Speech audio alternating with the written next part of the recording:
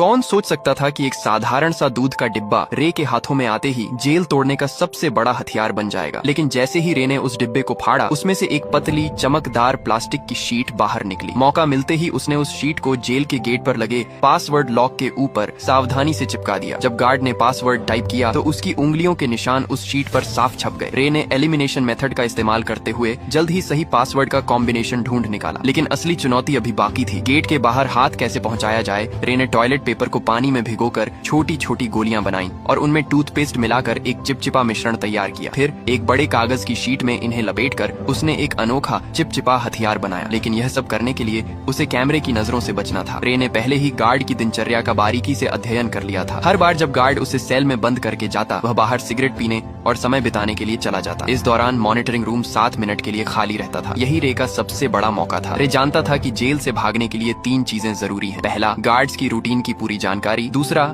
Jail के ढांचे का सटीक अंदाजा। और तीसरा, बाहर किसी भरोसेमंद साथी का होना। रे ने पहले 2 चीजों पर पकड़ बना ली थी। उसने जेल के पास एक कमजोर जगह भी ढूंढ निकाली थी, एक फायर स्टेशन जो जेल की दीवार से सटा हुआ था। रे के पास ब्लैक सेल की लोकेशन का भी पता था। सब कुछ दिमाग में सेट करने के बाद उसने अपने प्लान को अमल में लाना शुरू किया। उसने जानबूझकर एक कैदी पर हमला कर उसे घायल कर दिया। जैसा उसने सोचा था वैसा ही हुआ। गार्ड्स ने उसे सजा के तौर पर ब्लैक सेल में डाल दिया। जब गार्ड खाना देने आया, रे ने चुपके से कागज की गोली छोटी खिड़की के ताले में डाल दी, जिससे वह आसानी से खुल गई। पासवर्ड सिर्फ 4 अंकों का था, जिसे रे ने चुटकियों में क्रैक कर लिया। ब्लैक सेल से निकलते ही उसने मॉनिटरिंग सिस्टम को हैक कर 1 मिनट पुराना फुटेज चला दिया ताकि गार्ड्स को कुछ पता न चले। इसके बाद उसने फायर स्टेशन से जुड़ी वेंटिलेशन पाइपलाइन को खोज निकाला। जब गार्ड सिगरेट पीने में व्यस्त थे, रे उस पाइप के रास्ते रेंगता हुआ बाहर निकल गया। बाहर उसकी साथी पहले से ही तैयार थी। उसने एक छोटी कार में विस्फोट कर दिया, जिससे फायर अलार्म बज उठा। गार्ड्स ने सीसीटीवी फुटेज चेक की, लेकिन सब कुछ सामान्य दिखा। इस बीच रे फायर स्टेशन में दाखिल हो चुका था। उसने जल्दी से एक फायर फाइटर की वर्दी चुराई